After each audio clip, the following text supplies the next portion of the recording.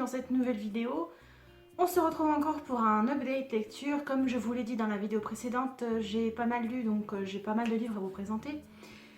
Et j'espère que je vais garder ce rythme pour arriver à terminer mon challenge avant la fin de l'été, enfin avant la fin des vacances. Si vous entendez des petits coups de marteau, c'est mon chéri qui est en train de remettre les clous parce qu'on a repeint le salon et il faut remettre les fils du home cinéma. Bref, on s'en fout. Je vais commencer tout de suite par la lecture qui m'a le moins plu. Alors, c'était pas une déception, mais voilà, c'était celle de... Enfin, c'est celle qui m'a le moins plu. Il s'agit de l'abattoir de verre de Coetzee. Je vous mets ça juste ici. On va suivre à chaque fois 7 petits récits qui racontent l'histoire d'une même femme à différentes époques de sa vie. Alors on a tout d'abord le chien qui va nous raconter un petit peu un passage de son enfance. Voilà, elle était sur la route de l'école, elle croisait toujours un chien qui lui aboyait dessus, enfin voilà. Cette histoire, je n'ai pas trouvé très intéressante. Ensuite, il y a Histoire, justement. Alors, je n'ai pas vraiment de souvenir de celle-là. Vous voyez à quel point ça m'a marqué. Voilà. Ah oui, ça y est, ça parle d'un moment où elle trompe son mari. Donc elle a un rendez-vous avec un homme, voilà, puis elle nous raconte un petit peu. Ensuite, il y a Vanité. Après, on a Une femme en train de vieillir. On a La vieille dame et les chats. Et on a Mensonge et on a L'abattoir de verre. Pardon, je vais pas étouffer. Je vais pas vous raconter à chaque fois ce qui se passe dans chaque petite nouvelle. On fait le point sur un passage de sa vie. Quelquefois, on peut trouver que c'est un petit peu inintéressant. Je crois que les 3 ou 4 premières histoires, voilà, sont vraiment pas... Je ne les ai pas trouvées terribles personnellement. Mais les dernières m'ont quand même assez plu parce que on nous dit que cette femme commence à vieillir, elle perd un peu la tête soi-disant. Enfin voilà, moi j'ai pas trouvé qu'elle perdait la tête, au contraire. C'est sûr que ses pensées ne sont pas aussi fluides qu'une personne qui est dans la fleur de l'âge entre guillemets, enfin voilà, qui a 30, 40 ans, 50 ans même. Là on arrive à la fin, elle a plus de 80 ans je crois, donc forcément sa pensée n'est pas la même que celle de ses enfants. J'ai bien aimé parce que ça nous pose quand même pas mal de questions, vu que cette dame, elle se pose des questions sur sa vie, elle se pose des questions sur sa mort, comment ça va se passer. Elle ne veut pas être un fardeau pour ses enfants. Ça l'énerve parce qu'elle se rend compte qu'elle devient tout ce qu'elle ne voulait pas être. Mais bon, on va tous passer par là, hein, si on a la chance de vivre aussi vieux. Donc forcément, on sera tous des petits papis et des petites mamies gâteux ou gâteuses. Que dire de plus ? Il y a certains passages qui sont quand même assez philosophiques, justement, comme je vous disais, vu qu'on parle de la croyance, est-ce qu'il y a quelque chose après la mort, enfin, un petit peu ce genre de truc. Comme d'habitude, mes avis écrits vers Babelio, je vous les mets en lien dans la barre d'informations. Je ne vais pas vous en dire plus concernant ce titre, parce que, bon, si vous avez l'occasion de l'emprunter à la bibliothèque, voilà, pourquoi pas. Mais franchement, enfin, moi je l'ai trouvé d'occasion, mais 18 € pour ça, enfin... J'ai pas trouvé que c'était exceptionnel, quoi, voilà. 160 pages, même si certains passages sont un peu philosophiques et nous font réfléchir sur quelque chose de la vie. Faut pas exagérer. Je passe au suivant. Alors là, je fais un gros clin d'œil à Sabrina, voilà. Je vous mets le lien de sa chaîne en barre d'infos, comme je le fais assez souvent en fait, et peut-être que je vous renverrai en i. Juste ici, vers sa vidéo où elle va vous parler du même livre qu'elle a lu que moi. Voilà, enfin, elle l'a lu avant moi, mais malgré ce qu'elle en a dit, j'ai eu envie de le découvrir. C'est un titre assez connu, hein, vu qu'il s'agit de La vague de Todd Strasser. Voilà, je vous mets ça là. Elle était un petit peu, si je me rappelle bien de son avis, elle était un petit peu mitigée par rapport à ce titre. Alors, je n'ai regardé son avis qu'une seule fois. Et j'ai pas voulu le visionner à nouveau pour ne pas être trop influencée dans ce que j'allais dire. Sachant que oui, il y a certainement des points sur lesquels on se rejoint toutes les deux. Mais je pense avoir plus apprécié qu'elle en fait. Donc voilà, ça vous donnera quand même ça, deux visions un peu différentes. Donc la mienne, et si vous voulez voir la sienne, n'hésitez pas à aller, je vous l'ai mis tout à l'heure en petit i, voir sa vidéo où elle en parle. Alors, La vague, qu'est-ce que c'est? Déjà, il faut savoir que cette édition, l'édition Pocket, elle est écrite très très grosse. Voilà, vous voyez un petit peu. D'habitude, les livres de poche, c'est écrit assez petit. Donc là, on est sur 200... Ouais, ça fait 210 pages, 220 pages en format livre de poche, mais c'est vraiment écrit très très gros, donc je pense qu'en fait le livre il fait à peine 120 ou 130 pages. C'est l'histoire d'un professeur qui s'appelle Ben Ross et qui est professeur à l'université dans les années 60. À l'université, ouais. Je crois. Il est professeur d'histoire, donc c'est dans les années 70. Je crois pas que c'est à l'université, je crois que c'est juste avant. Mais vous savez, c'est pas le même système scolaire qu'en France, donc bref, je crois que c'est juste avant l'université, il me semble. Je crois qu'ils ont à peu près 17 ans, les jeunes. C'est basé sur une histoire vraie. Donc après, ça a été romancé un petit peu, ça a été un petit peu modifié, mais dans l'ensemble, voilà, c'est ce qui s'est passé. Je ne savais pas, mais il a été adapté en film. Donc peut-être que j'essaierai de regarder pour voir si c'est à peu près la même chose. Donc ce professeur d'histoire, un jour, il va montrer en fait une vidéo concernant le nazisme et la Seconde Guerre mondiale donc à ses élèves. D'ailleurs, alors je ne sais pas, je ne suis pas prof, mais j'ai une cousine qui est prof d'histoire. Je sais pas si elle regarde mes vidéos, je pense pas, mais Justine, dis-moi si jamais tu passes par là, je ne sais pas à quelle classe, en quelle classe le programme concernant la Seconde Guerre mondiale se fait, mais il me semble personnellement en France qu'on apprend assez rapidement. Je pense que, si je dis pas de bêtises, ça doit être en 5e ou 4e, quelque chose comme ça, non? Enfin voilà, on sait qu'il y a eu la Seconde Guerre mondiale, on le voit vite fait en 6e, mais je pense que ça doit être vers la 5e ou vers la 4e, si je ne me trompe pas. Et là, en Amérique, il le découvre qu'à 17 ans. Alors ça m'a un peu choqué, c'est ce truc-là qui m'a un peu choqué, c'est que en gros, il découvre qu'il y avait les nazis, qu'il y avait les camps de concentration, qu'il y avait les chambres à gaz et tout. Enfin moi je sais pas, ça m'a choqué en fait. À 17 ans, oui, nous on le savait tous, mais peut-être que dans la culture américaine, ça s'apprend plus tard. Voilà, c'est un petit détail, mais voilà, pour moi ça m'a vraiment un peu choqué. Ils étaient genre outrés de voir le documentaire. Nous, je sais qu'on a vu des images à l'école, mais on était beaucoup plus jeunes. Hein. Je pense que, ouais, 14 ans, un truc comme ça. Si je me trompe pas, encore une fois. Mais dites-moi en commentaire si vous pensez l'avoir étudié assez tôt à l'école, ce truc. Ce truc. Ce gros pan de l'histoire, quand même. Donc, il leur montre un reportage concernant donc, le nazisme, les chambres à gaz. Voilà, c'est quelque chose de très dur, des images très très fortes. Et il y a une élève qui va poser une question un petit peu dérangeante, à savoir... Ils vont débattre un petit peu pourquoi il n'y a personne qui a réagi. C'était une minorité des Allemands qui étaient nazis, mais pourquoi personne ne les a arrêtés. Et le professeur, en fait, il n'est pas capable de répondre à cette question. Et en rentrant chez lui, il va cogiter pas mal. Il va réfléchir et dire, mais c'est vrai, pourquoi... comment leur prouver que ils pouvaient se faire enrôler, en fait. À l'époque, voilà, après la tombée d'Hitler, il y a beaucoup d'Allemands qui ont dit qu'ils ne savaient pas du tout ce qui se passait, qui n'étaient pas conscients des chambres à glace, enfin voilà. Après, je laisse le soin à chacun de donner son avis, s'il croit ou pas, mais bon voilà, bref. Moi je pense que quand il y a un fou au pouvoir, on a beau être au courant, c'est pas évident de réagir, ou peut-être qu'ils auraient... Oui, c'est sûr, ils auraient dû faire quelque chose s'ils savaient, mais voilà, on peut pas revenir en arrière malheureusement. Hein. Donc je prends du temps tout ça pour dire que ce professeur va décider de mener une expérience avec ses élèves pour leur prouver en fait un petit peu ce qui peut se passer quand on est endoctriné, quand on est mené par un homme qui ne pense qu'au pouvoir, qui ne pense qu'à la race supérieure, qui ne pense qu'à exterminer tous ceux qui n'aiment pas en fait. Enfin, vous connaissez tous Hitler, hein, je vais pas refaire l'histoire. Et voilà, en fait, je me suis laissée prendre au jeu, je me suis laissée prendre dans l'histoire. Alors oui, il y a énormément d'imperfections, comme je vous disais, parce qu'il y a beaucoup de points où on se dit c'est un peu gros. Du jour au lendemain, ils adhèrent au truc, alors que quand même, ils ont 17 ans.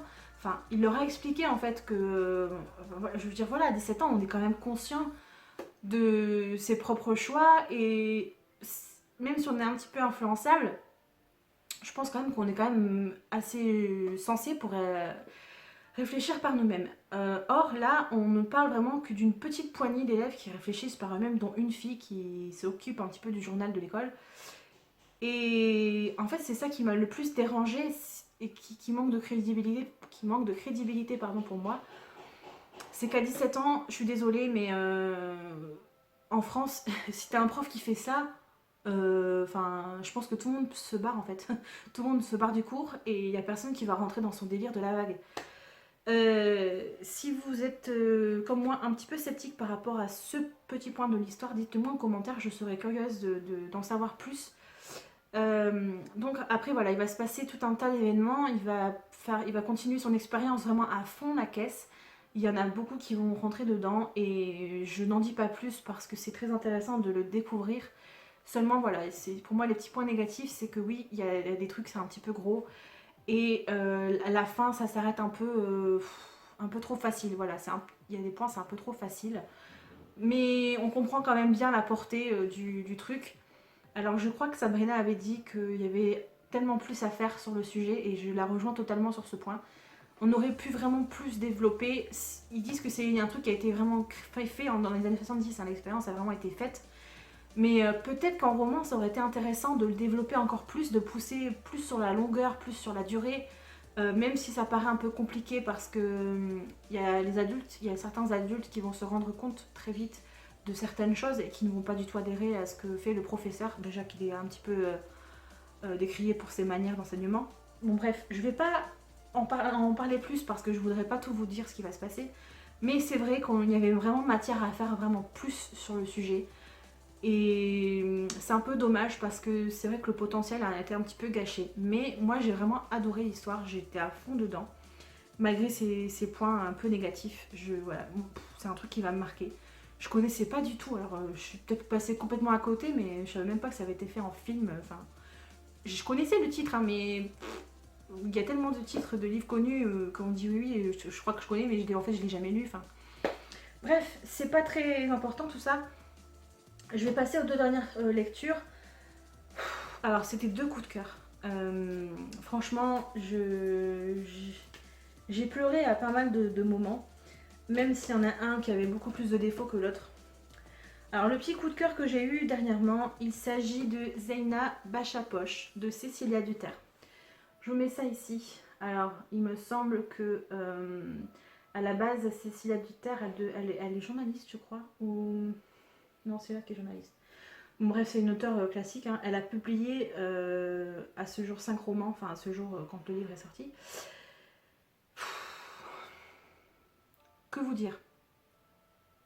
Il y a eu plein de moments où j'ai chialé. Voilà, j'ai eu les larmes aux yeux, j'étais énervée, révoltée. Même si on ne traite pas tout à fait du même sujet, j'ai ressenti un petit peu les mêmes émotions que quand j'ai lu Jamais sans ma fille de Betty Mahmoudi. Et c'est pour ça que j'ai d'ailleurs... ça m'a serré le cœur, cette histoire. Parce qu'on nous parle des bâches à poche. Alors je ne connaissais pas du tout ce terme. Je ne savais pas, je ne vais pas vous dire oui, je connaissais. Non, je suis assez ignorante sur beaucoup de points de l'histoire. Surtout concernant d'autres pays. Vu que là, on va suivre une femme afghane. Donc elle s'appelle Zeina. Elle est née à Kaboul et cette petite fille, enfin cette jeune fille, mais elle a perdu son papa à 3 ans. Et dans sa famille, en fait, elles sont 3 filles. Donc il y a la maman, elles sont 4. Elle a sa maman et ses 2 sœurs.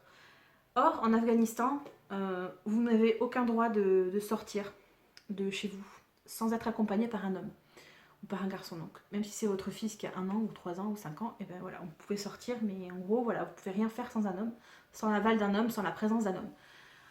Déjà, voilà, c'est quelque chose d'assez difficile à imaginer pour nous en tant que femmes européennes et en tant que femmes françaises surtout.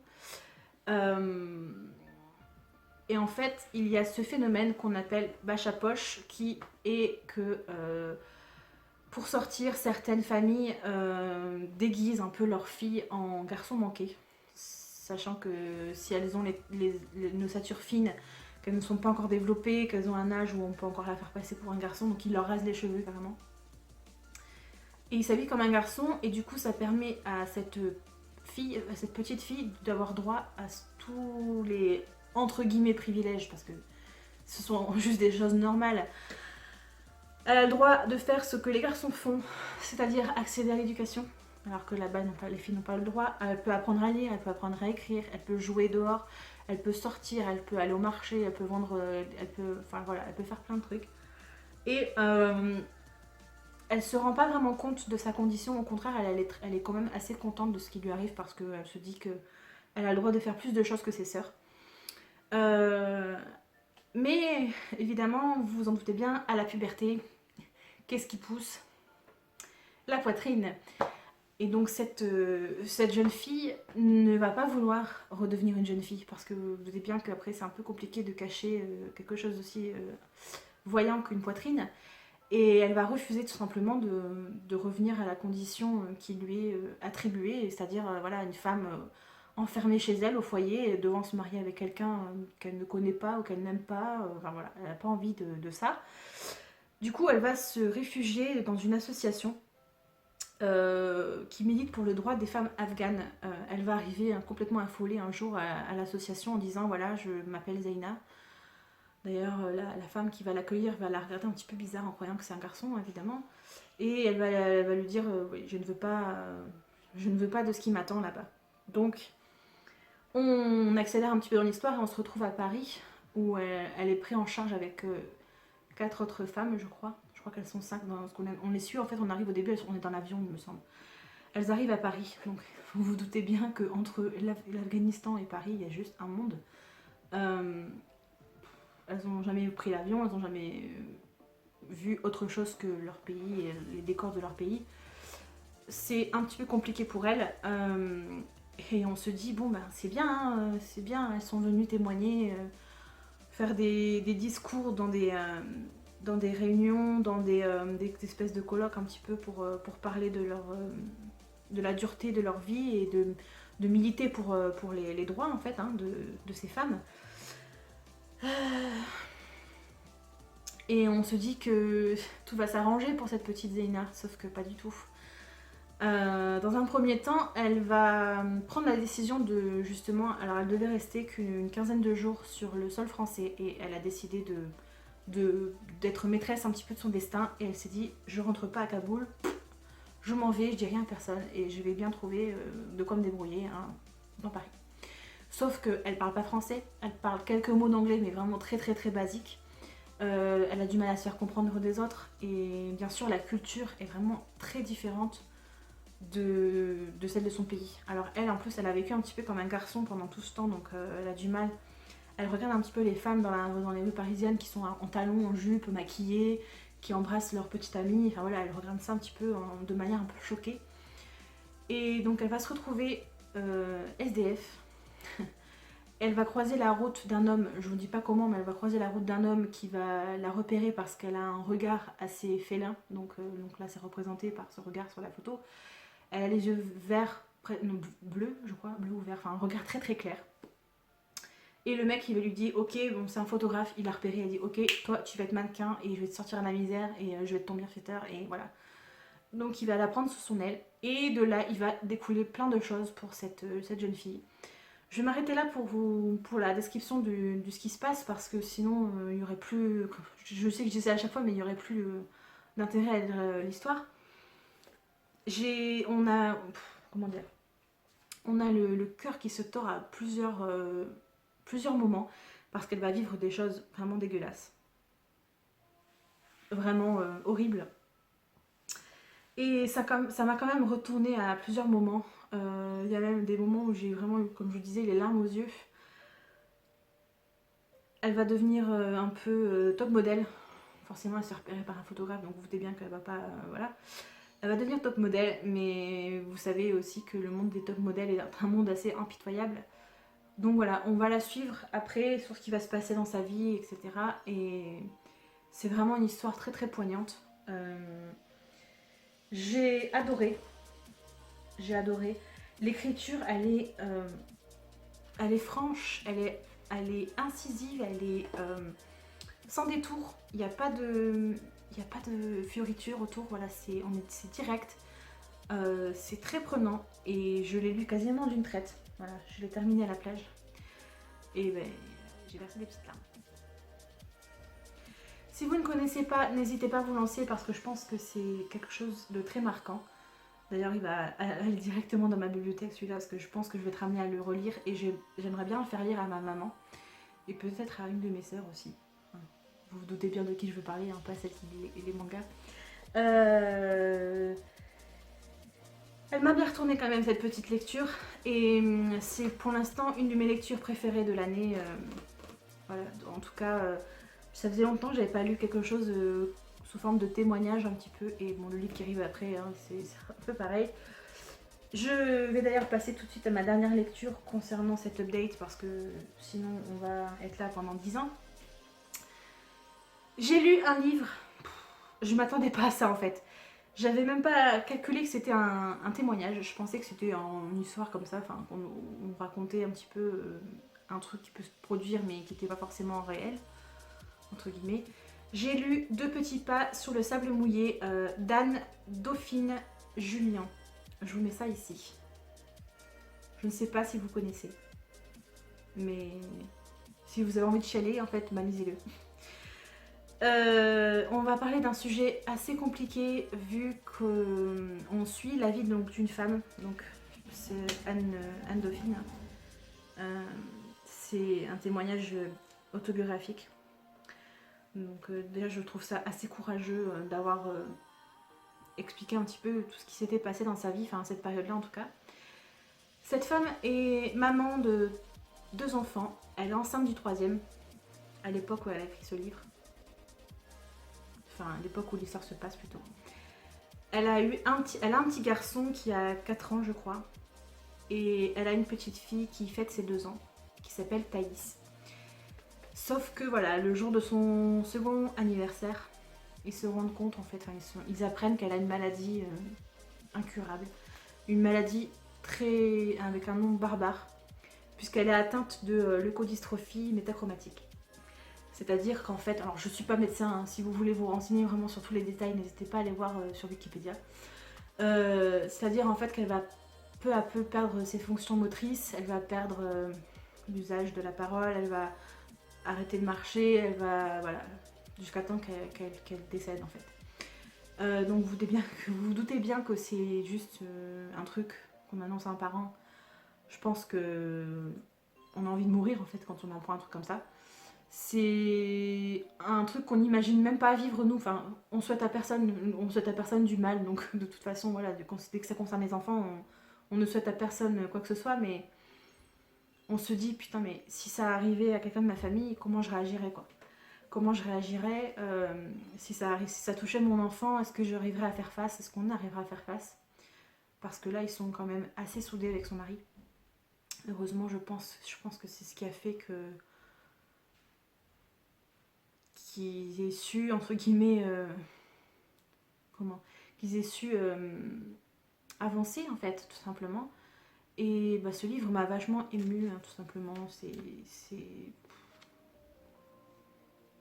les pensées au quotidien de ce qui va se passer dans la vie de Thaïs. En plus, donc, comme je vous disais, elle est enceinte. Et quand ils apprennent ça, donc elle est déjà à un stade assez avancé de sa grossesse. Et ils apprennent aussi que leur petite fille, à naître, risque d'avoir la maladie. Elle a une chance sur 4, je crois. Donc c'est pas un gros spoil si je vous dis que cette petite est également atteinte de la maladie. C'est un gros coup de massue qu'on se prend en plein milieu de l'histoire. De toute façon, c'est pas un spoil parce que si vous allez voir le nom, moi c'est ce que je suis allée faire après avoir lu ce livre hier soir. Je suis allée voir le nom de la dame sur Wikipédia et j'ai vu qu'elle avait eu un 4e enfant, un garçon, je crois. Et enfin, vous allez voir ce qui s'est passé à la suite parce que là, ça s'est arrêté à une période de sa vie et après, elle n'avait pas encore vu son autre enfant. Donc, vous verrez bien, hein, si vous voulez en savoir plus, n'hésitez pas. Que dire? Alors, je vais pas juger le style de l'écriture parce que c'est un témoignage et c'est un truc autobiographique, donc ça n'a pas pour but d'être joliment dit ou d'être joliment raconté ou c'est juste des émotions à l'état pur, des émotions brutes. Même s'il y a quand même pour moi pas mal de petits passages, j'étais un peu mal à l'aise avec certaines réflexions et certains trucs qui ont été écrits. Alors après, voilà, c'est son histoire, elle a le droit et elle la raconté comme elle l'a voulu. Mais il y a des petites scènes en fait que j'ai trouvé un peu... voilà, j'étais pas trop à l'aise avec certains trucs quoi. Notamment, il y a un moment donné où une de ses filles va devoir subir une opération et on lui a mis en fait une charlotte sur la tête, enfin voilà, c'est un bébé et elle est toute petite et elle décrit une scène avec le papa en fait qui arrive habillé de la même façon et elle dit qu'elle est morte de rire. Ouais, enfin personnellement je pense que j'aurais pas envie de rire en fait.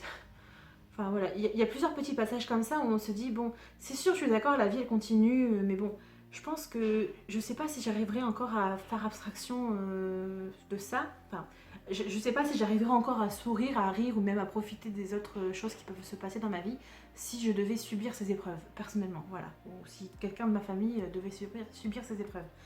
Là en fait, il y a certains passages, comme je vous dis, elle rigole, enfin voilà, je trouve ça un peu bizarre. Si vous l'avez lu, je vous le remets juste ici, si vous l'avez lu, dites-moi si vous avez eu cette impression pendant quelques passages du livre.